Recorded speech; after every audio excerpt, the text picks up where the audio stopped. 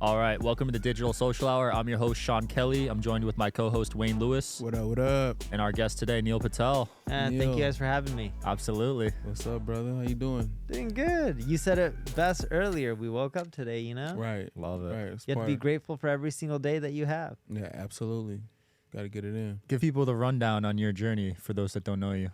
Sure. So I feel like I'm getting old, although I'm still young. I'm 37. I've been doing this for... call it 21, 22 years right now. I started 15 and a half, so however you want to slice and dice the numbers. And yeah, I started off my career in marketing, still in marketing today. Had a lot of different businesses from software companies, ad agencies. Some failed, some didn't do well.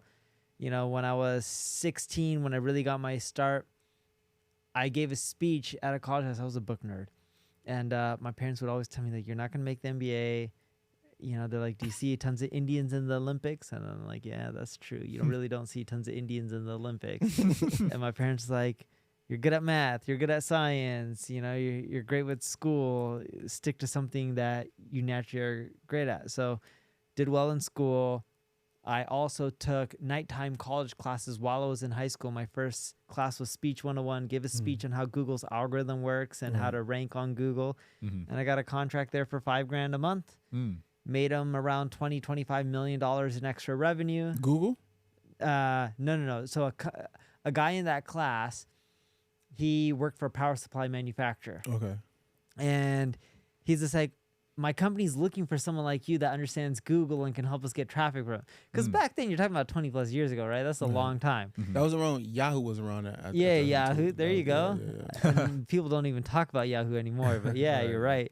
And he's just like, hey, my company wants to hire someone like you. Right. And they first actually hired me on an hourly basis for like $100, $200 an hour, somewhere around there. And it was for like a block of 10 hours. They were like, can you just do this for us? So then they're paying me $5,000 a month. I'm 16, $5,000 a month. At 16 is a lot of money. That's a lot. That's a lot. For sure. And I drove them in the first year around $25 million in revenue. The first year. There. First year. You should have been making $2 million a year at that point. I wish. The owner of that company, his son had an ad agency. So then he sold my services at the time to Blue Cross, ING Direct, and Countrywide.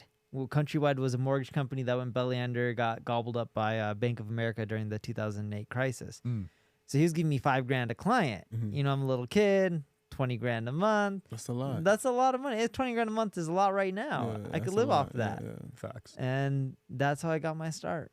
Wow. So then from there, you go where? From there, started an ad agency. At what age? 16 still. Oh, you were, so wait, so all this was happening at 16, so you wasn't like, no, this is the next year. Yeah, 2 no, years later. 16. Okay. I was having office and everything like that, and employees going to the office before I was going to college. Were you still going to school? Like Yeah, I high was going to school? school, yeah. Why didn't you just drop out? Trust me, I wish my parents agreed with that. They're like, Yeah. no good Indian girl's going to marry you if you don't have a college degree. Asian parents will not let you drop out. Yeah, and then, so my parents wanted me to get married, and they're like, no Indian girl's going to marry you. And then eventually, I'm 37 now, I'm married, I have 2 kids. But When did you get married? That's a good question. Maybe 4 years ago? Oh, so it still took a while. It took a long time. So you could have dropped out. Yeah, I could have dropped out. And then my parents were at one point like, instead of no good Indian girl's gonna marry you, then it became no good girl's gonna marry you to just like get married. Right. And they're like, we don't care if you get married.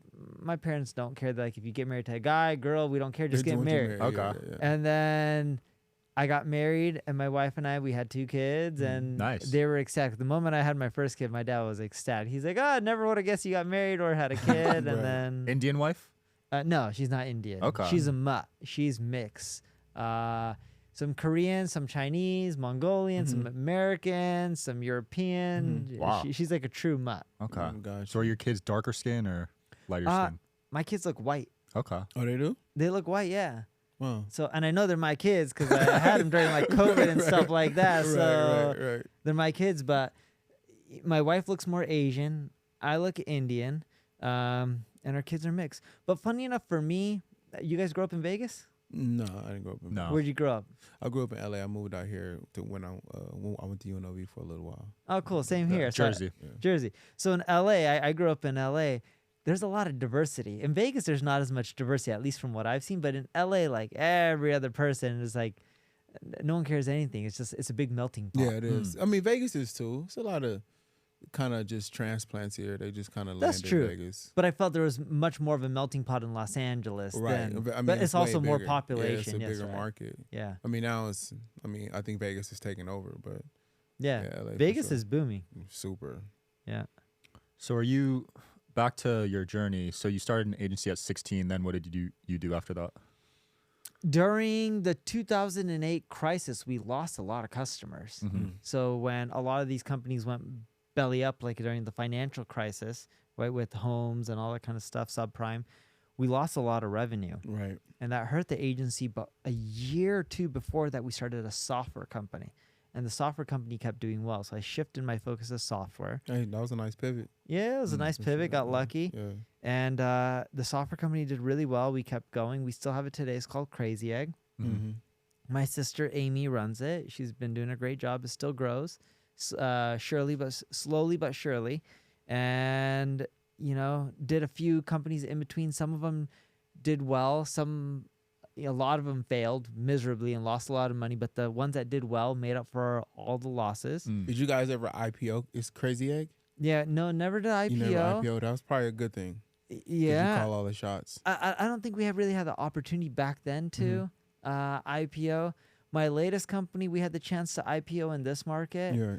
My latest one is an ad agency called NP Digital, doing that for 5 years. Yeah. And that one took off like a rocket ship. We're like the 21st fastest growing company in the United States, according to Inc. Wow. That's And big. we bootstrapped it, so, self-funded the whole thing. And, we went from zero to a solid, like real solid 9 figures in less than 5 years. That's insane. Not bad. Yeah, that's not bad at all. So, and people started hitting us up saying, would you ever consider IPO? Because we had high growth and profitability, and we still do.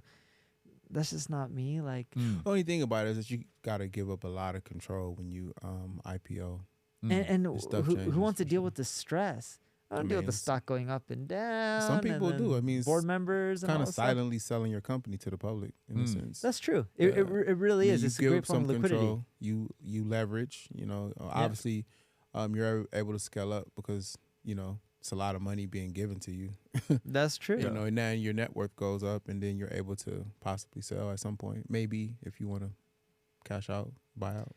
Well, we had a lot of buyout offers as well. I've had multiple buyout offers for majority of the company. Actually, all the companies that I did that did well all had buyout offers. Right.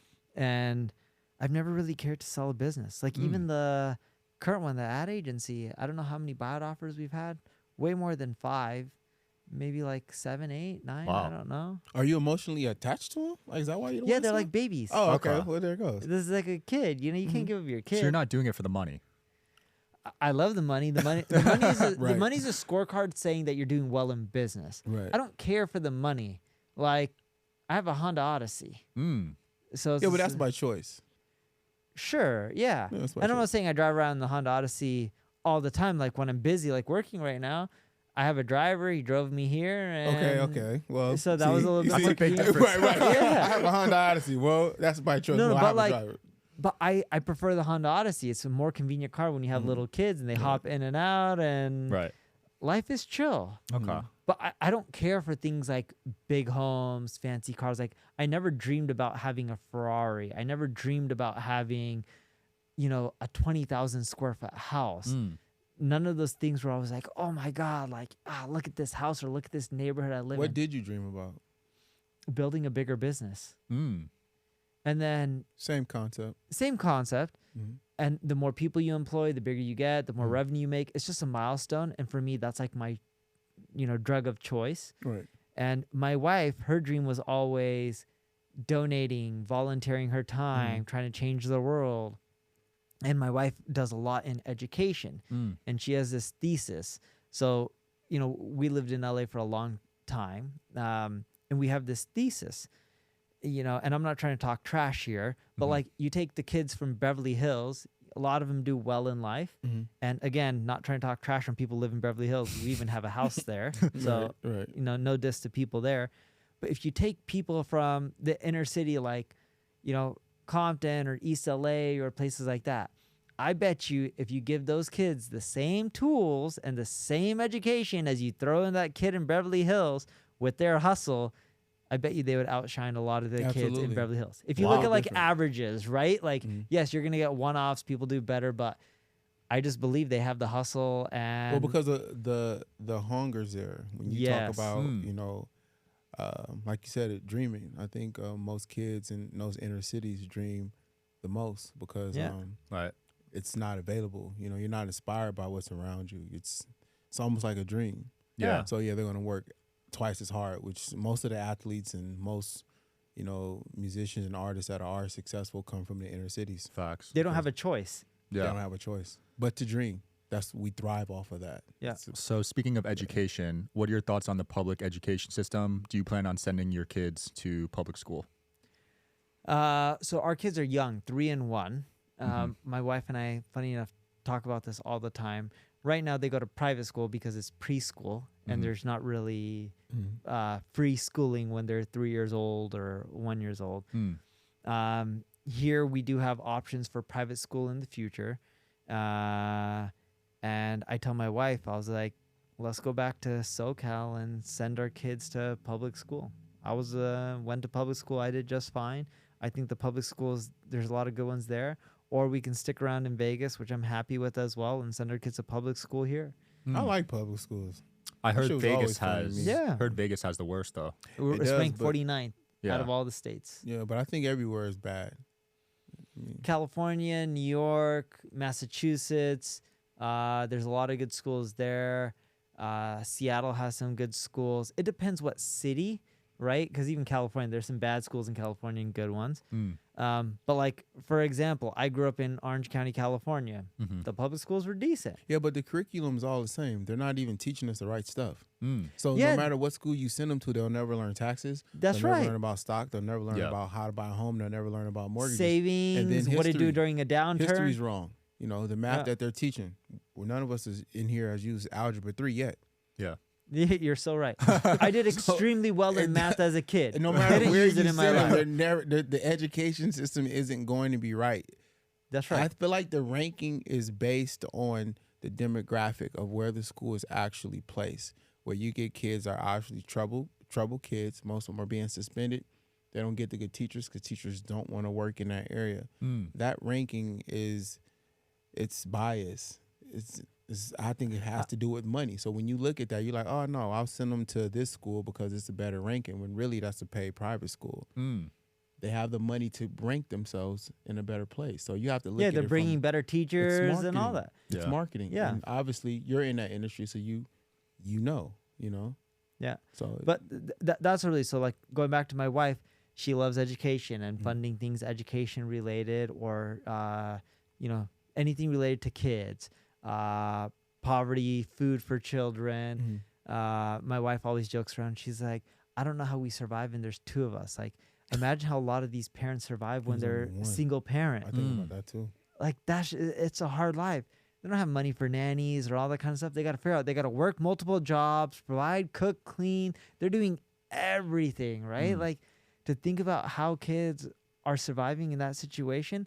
Props to the parents. Props to the kids. And it's how do you we're not here to tell people what to do with their money. To each their own. Anyone can do whatever they want. But like for us, it makes my wife and I happy to give to those communities, give to those parents in those situations, and try to bring up the rest of the population in a really tiny way because we don't have enough money to really make a big impact, but Mhm. we do whatever we can. That That's makes awesome. sense.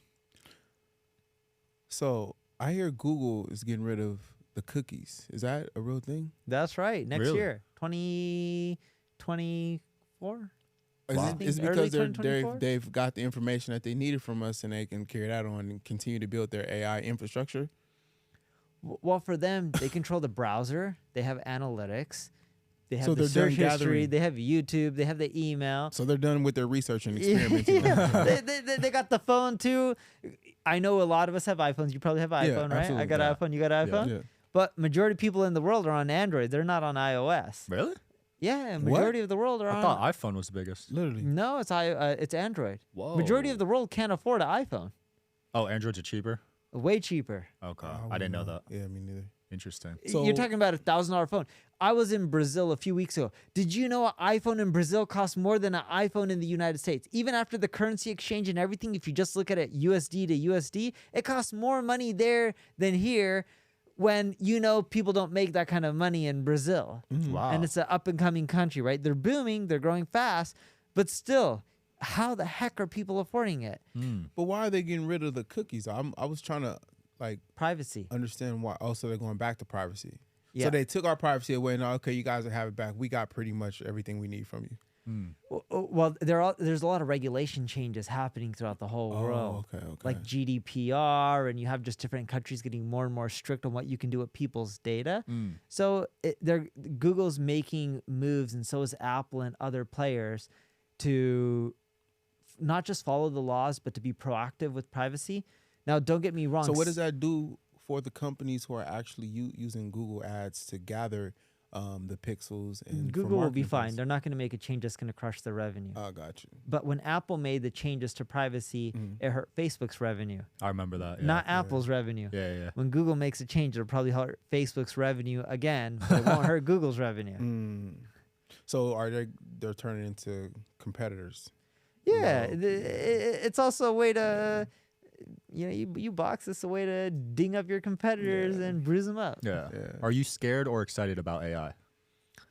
I'm excited about AI. I just don't think it's hyped a lot, and it's progressing at a really fast pace, which is Super great. hyper fast. Yeah. But the thing with AI, everyone's like, oh, it's going to replace humans. It's going to replace, content writers. It's going to replace everything. I'm like, we're so far away from that, though. It will. Like 7 years away. That's in a short time. Probably some companies 3, but we're not far away from it. I mean, we were far away from it back in 2000.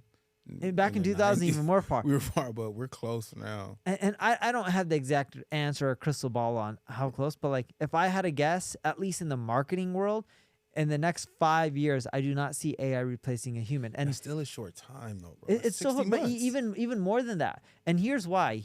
Here's a basic concept with AI. So check this out. If you want to think about everyone talks about AI writing content. There's way more to AI with systems and processes and automation with analytics and getting more informed decisions. But let's just look at content as a basic example. When you do a search on Google or any search engine, are the results always 100% accurate when you look up some of the No, stats? they're actually bad. No. Yeah, a lot of times they're Yeah, off. bad, yeah. Right. Now, Google knows this. Bing knows this. They've been working not 5, not 10, maybe 20 plus years to fix misinformation, and it's Right. not perfect. What AI is doing is scraping the web, gathering all the information out there, and spitting out an output based on the input. So if they're gathering false inputs, right? Not all of them are false, but even if a small percentage of them are, it can screw up the outputs. Right. And that's what you're seeing with AI. And yes, AI will get better, but you're still going to have a lot of bad information because the inputs are off, and that's not easy to fix. And I don't see that being fixed over the next 5, 6, 7 years. Interesting. Well, even with the input is based off of what humans actually input into the system.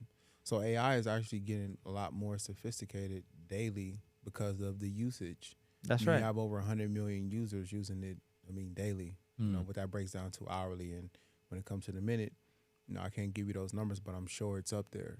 So It's crazy. I think the information will get better, but potentially, I hope it will. But Yeah. I think AI I think people should be not technically scared because I feel like they should work with it, but they should be worried.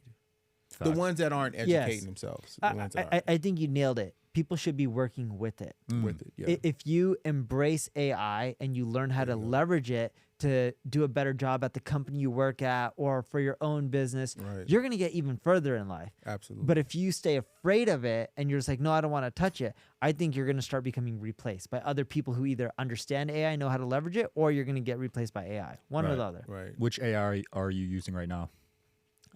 So we use a lot of open AI. They have some APIs, and they're the ones that created ChatGPT. Right. And Bing is using them. But we use a lot of their APIs to help make better informed decisions for our business. And it's still early phases, and none of it's like really perfect. But like you said, 5 years is going to be really dangerous. I think even in a few years, it's going to make our lives much By easier. December, we'll start feeling the impact for. I mean, people are feeling it now, but by December, I feel like impactful. It'll start making a little bit of a push.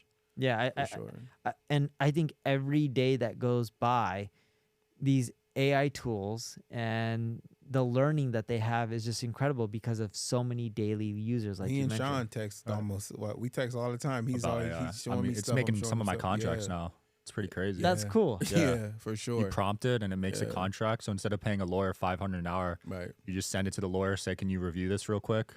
That's Done. smart. I Yeah. never thought about that with AI. Yeah. Dude, it's NDAs, disclaimers, yeah, contracts. Even it breaks down. He was showing me one tool.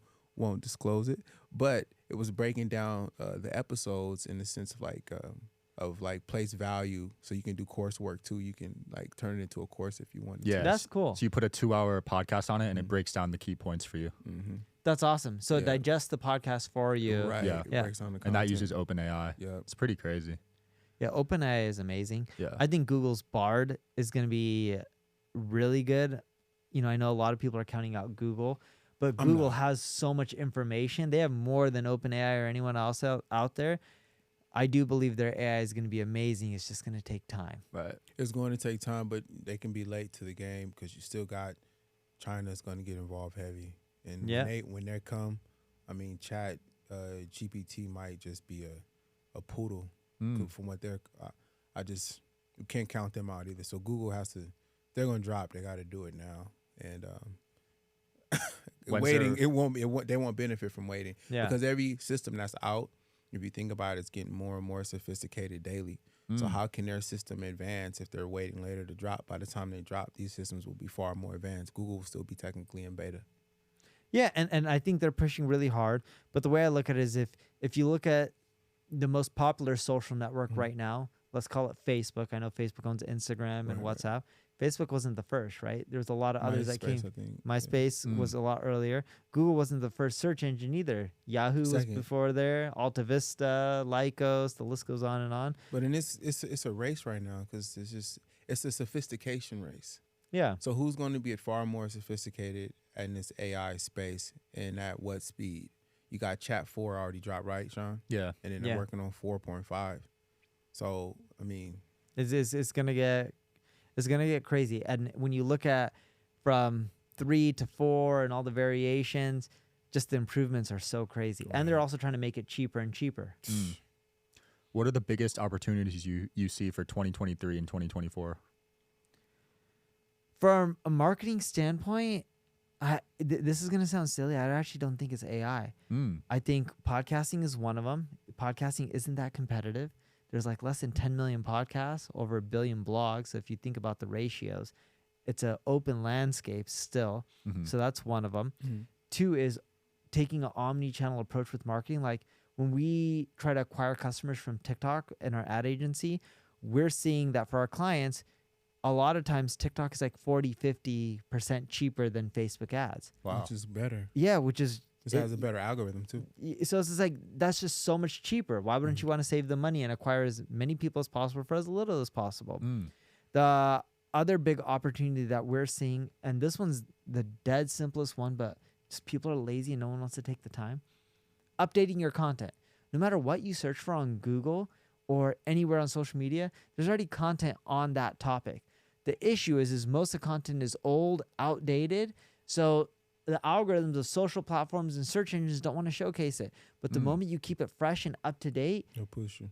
it'll boost you. Just look at Wikipedia. They rank and get so much traffic because people keep modifying Wikipedia pages every single day. Yeah. I probably bet every single minute someone's modifying a Right. Wikipedia page. I don't have the stats or data on that, but if I had to take a guess, I bet you it's on the minute basis. Probably. What Wow. is reverse ETO? Can you explain that to us? Reverse, ETO. I don't know what reverse ETO is. ETL. ETL? Yeah. ETL. I don't know what reverse ETL is. I was looking through your MP Digital, Uh-huh. and one of your associates was touching bases on it. It was real interesting to me. So it was the difference between gathering data and then inputting the data when it comes to like your ads and stuff like that. I found it interesting. I have no idea what reverse ETL is, but that's why we have 750 people that specialize in That's different baller. things. That's a good answer. Yeah. I should learn it. Yeah, Don't get me wrong. I mean, I learned a lot just from, just Yeah. kind of looking into it. I'm like, okay, I never heard of that. So Yeah, me neither. I'll look into it. Talking about ads and stuff. Yeah, we have so many people that specialize in different things. Yeah. Like we literally have a handful of people You have that only 700 employees? 7 something just in Wow. that company. That's a lot. Just in that one, geez. And we're still hiring. But like when I look at So it, are you not going to replace with AI? we're even using AI, but we still need You headcount. just- We're expanding they're making fast you more. internationally. Oh, Right. okay. So like we're opening up this year in France, Italy, Germany. We just added Singapore. Nice. We just added a head of LATAM Mhm. to expand it to Mexico, Colombia, Chile, and Argentina. Mhm. We just I think we mentioned Singapore. We're interviewing right now for a head of Malaysia. I just finished interviewing today for a head of Spain. Is Wow. it mandatory for your employees to learn how to use AI and work with it? It's making it mandatory, so you don't have to get rid of anybody in your workforce. Mm. No, we want them to figure out how to use AI to make their job more efficient so they can focus on the things that are important and not do the mundane, boring stuff. That's how Right. you do it. I like that. I like that model. You feel like celebrity endorsements are a waste of money. Why do you feel that way? So I feel celebrity endorsements are a waste because most of them are too generic. So like, let's talk about the Kardashians. Some people hate on the Kardashians, but you got to admit they built an amazing business empire. Powerful. Yeah, you got to respect that. Yeah. And it doesn't matter what people think about the Kardashians or how they got popular. They were really smart on how they took that fame or how they built up that fame and took that fame and turned it into a big business empire. Mhm. Not just for one of them, but for pretty much the whole family. Mhm. Right. If you get Kylie Jenner to push, if I get Kylie Jenner to push my marketing agency, NP Digital, I may get over. some leads, but it's just irrelevant. Like her audience is like into makeup and cosmetics and clothing and stuff. And that's why most celebrity endorsements don't work because it doesn't match the product. Mm-hmm. And now you have it where so many people are using celebrity endorsements for everything and they're being brand evangelists.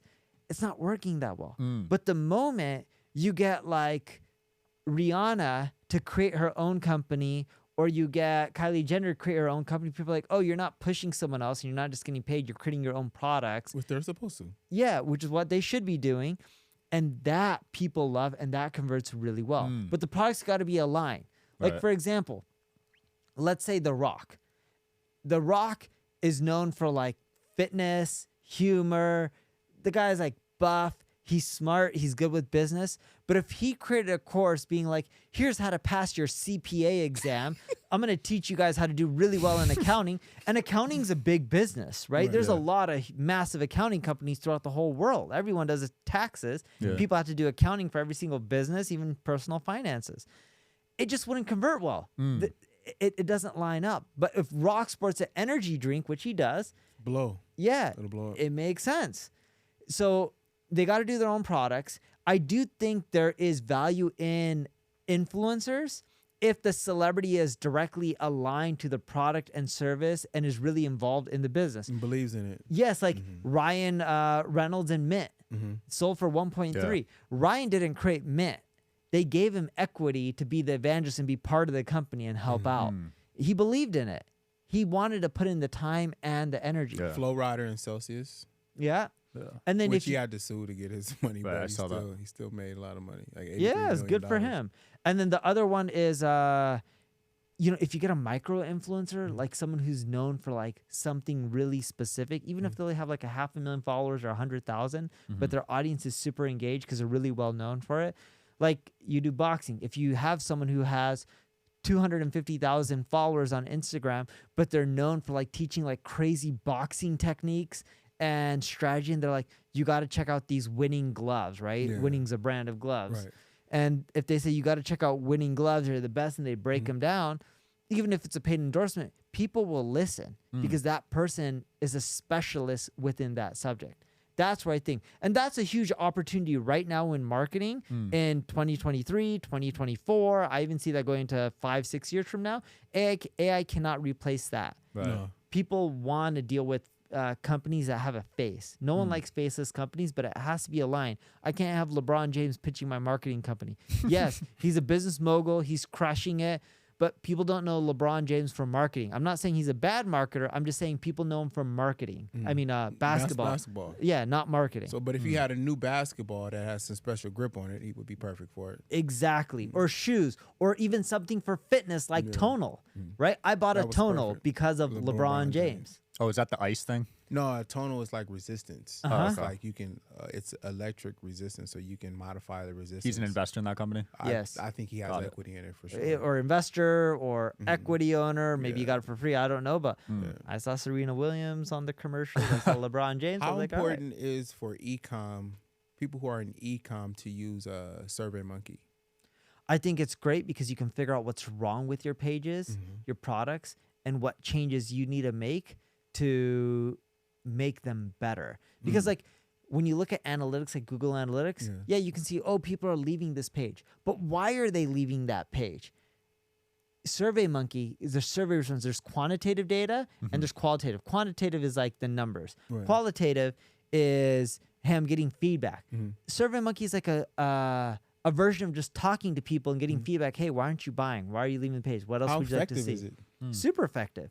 We like taking all that data, assuming you're getting enough quantity and responses, not like one or two, but if you're getting like 50, 60, 100 for a specific page, and you make changes, we usually see revenue and conversions go up. Wow.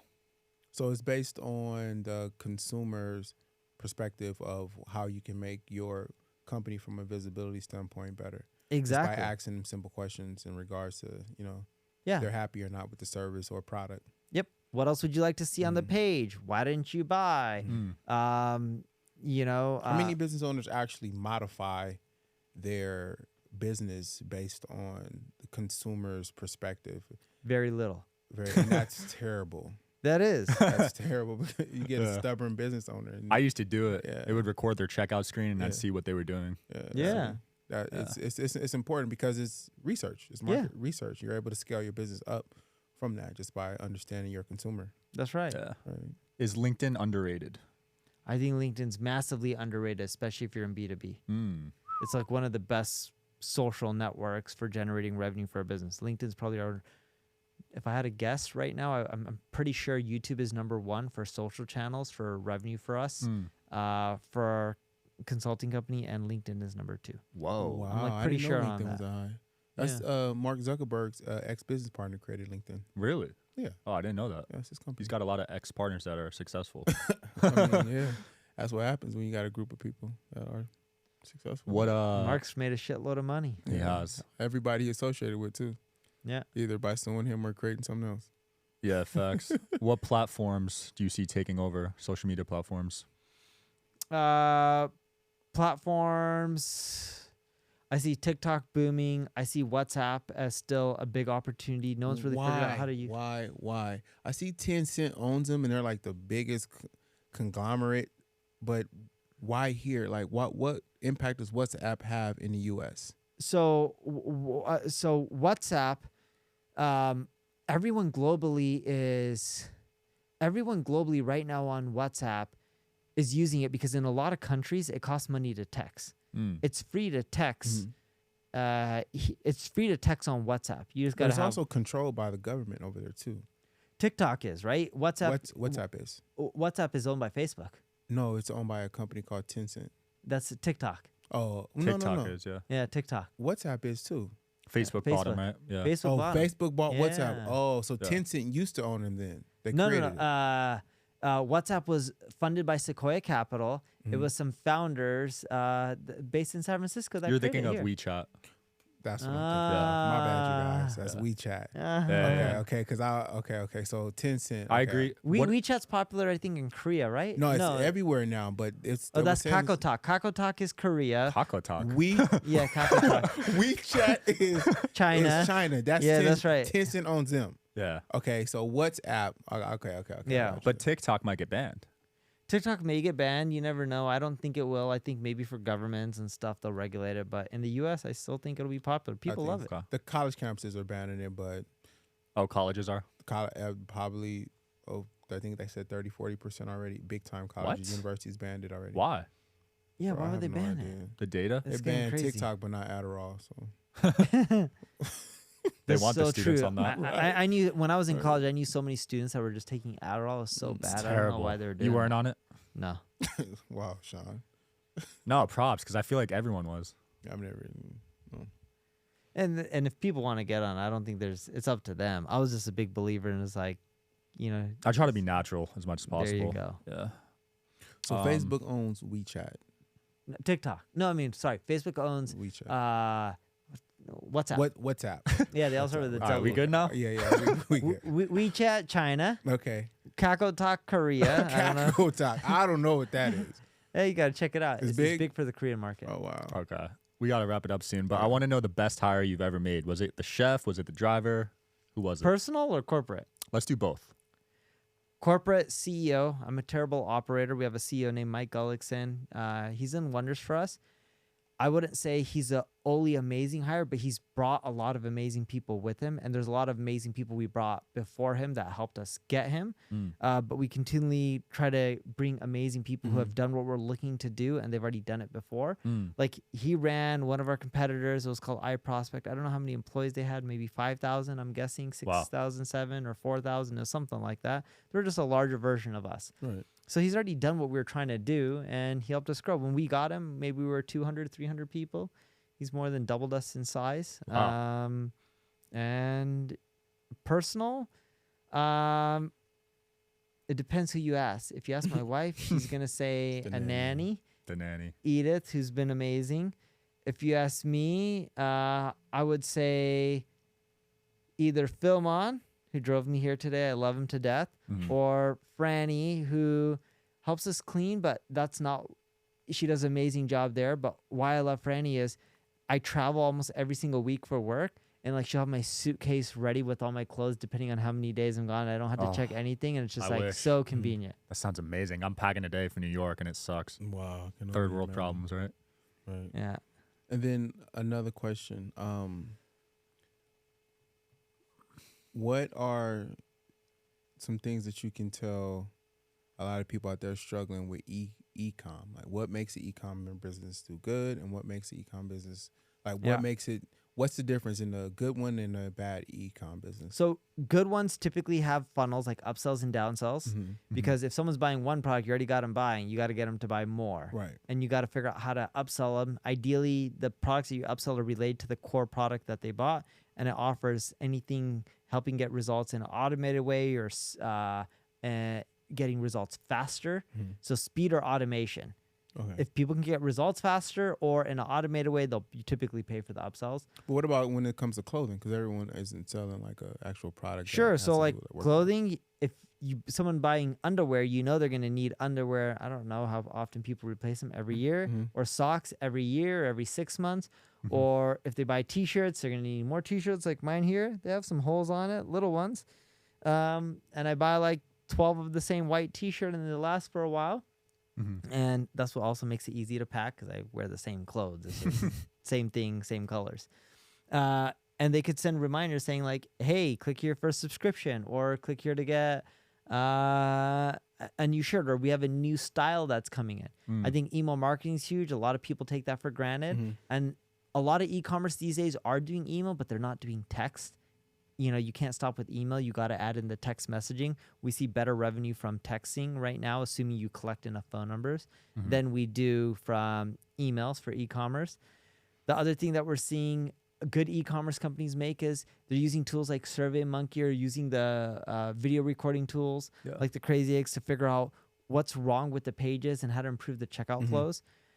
Good e-commerce companies also offer multiple payment options. We typically see an 18%-ish increase in revenue when people add PayPal as a payment option. Wow. As well. I hate PayPal. It's a big jump, though. Yeah, but people love it. They love clicking that button, and it makes it easier, and they have multiple funding sources typically in their PayPal account. And what's the best app that they can attach to their stores for the texting marketing, the marketing text? There's a lot of them. I wouldn't actually say there's one that's better than others. I would actually look at what e-commerce platform you're on and which ones fit natively and integrate with your CRM. Ideally, you would want one that just plug and plays. You don't want to just go and add a random one and be like, oh, it doesn't integrate, and then we got to do everything manual. Gotcha. Just like email softwares, there's a lot of them, right? It's the question of which ones integrate really nicely with your CRM, and you can just get everything done pretty quickly. Neil, it's been a pleasure. Any closing thoughts and where people can find you?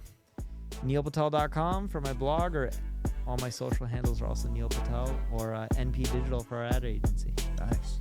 Wayne? At the creator on Instagram, it should pop up here or here. Sean Mike Kelly, Digital Social Hour. Thanks for tuning in, guys. I'll see you next week. Peace.